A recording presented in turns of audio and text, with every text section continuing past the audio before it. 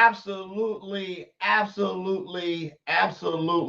crazy day today. Absolutely lots and lots of fun. Got to spend the entire day at a virtual event, which is absolutely cool. Got to hang out with my fellow coaches, did some training, and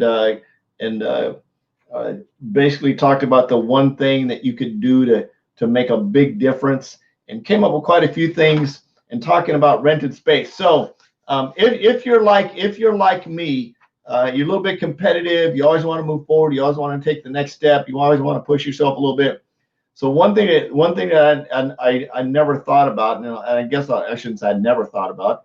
One thing that we don't think about a lot is, for example, this 2020 has been crazy. I mean, it is like the year you wish you could skip in a lot of cases. On the other hand, for the God push that's happened, and the things that have happened has created a whole. For example, this virtual event I just went to.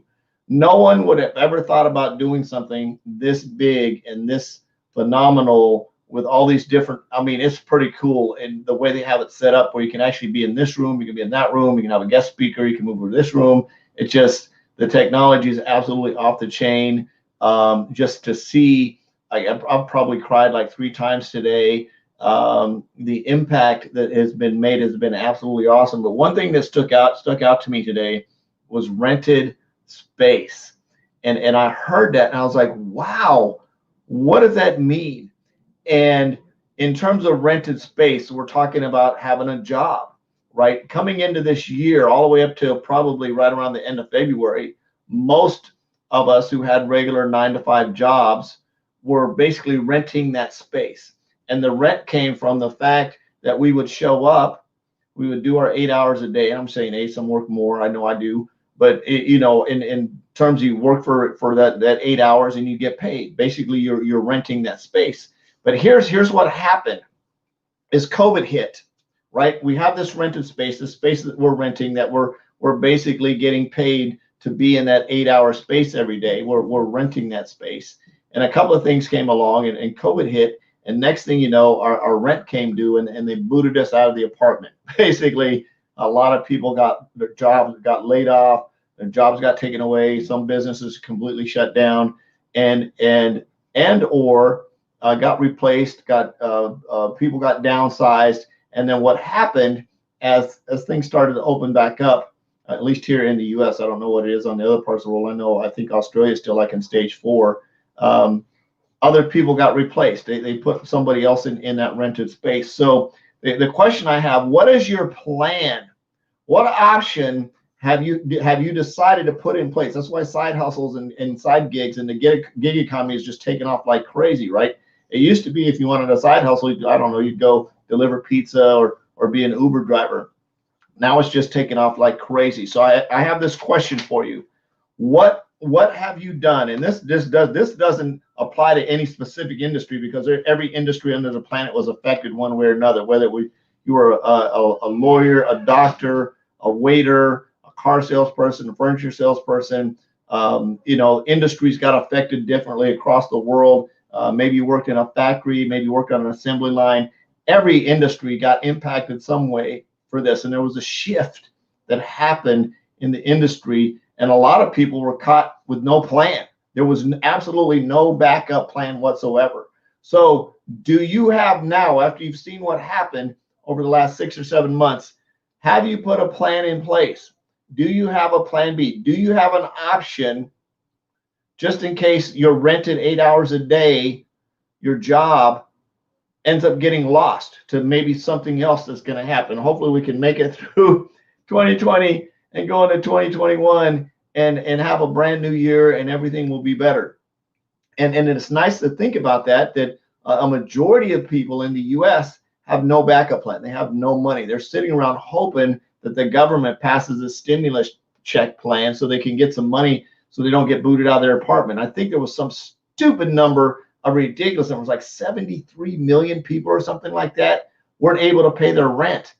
That is freaking unacceptable. We live in the greatest country in the world. Now, if you're not in the U.S., can't really talk to those numbers, but I know in the U.S., I believe it was 73 million. I heard that number somewhere. I may be off, but I'll go with that number. But whatever the number was, to have that many people not be able to pay their rent created a domino effect. Because if they're not able to pay their rent, say for example, the person that owns that house may have also had a full-time job that lost that job. So you have the renter not paying the rent. You have the owner that cannot now make the mortgage payment because they're not collecting the rent, right? So what happens to the house?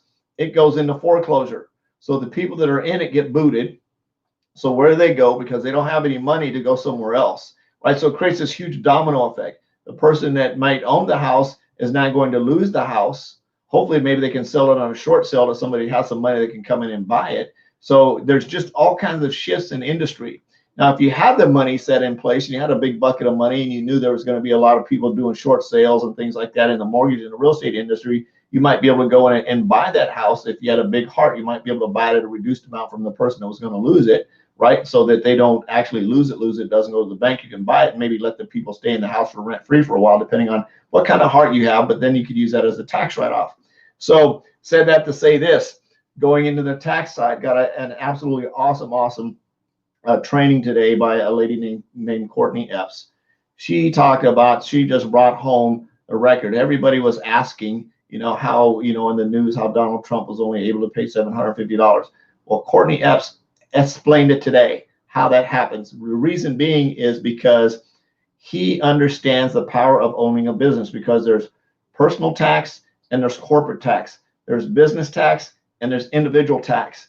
And if you don't understand the power of having a home-based business and how much money that you can save following the tax code and understanding what it is in relationship to owning a business, you could literally have 30% more disposable income to spend to put into a savings account in case something happens like this down the road. You could also have a side hustle that generates that for you to pay less taxes to the IRS legally, right? Legally, because you're intending to make a profit, you're attending with an intention to run a business, right? There's all these tax codes. So what is your plan B? What is your option? What option do you have in place in case you lose your job, in case you lose that rented space, a space that you show up every day hoping that your boss is going to love you and like on you enough to keep you and not replace you with somebody?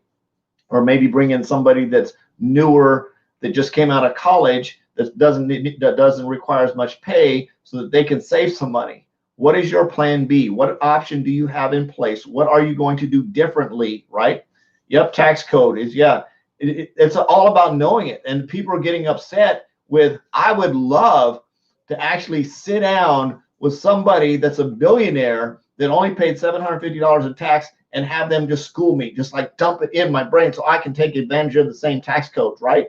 That's what Courtney Epps does. She talks about that. She trains on that. It's really, really cool. I was blessed to be in that, and it was well worth. I learned so much about this. It's like showing up. If we want to be good at what we do, we need to become students of our craft, and it's not just being students of our business. We need to become students of America. We need to understand the advantages that we have living here. We need to understand that if we go out and do our homework, we can put ourselves in the same advantages. How is it that Amazon and some of these huge companies don't pay any taxes? Well, she made an analogy. She talked about, I don't remember the exact rule, but because they went out and bought a bunch of new vehicles that were over 6,000 pounds GVWR, somehow they were able to write off 100% of those against their income.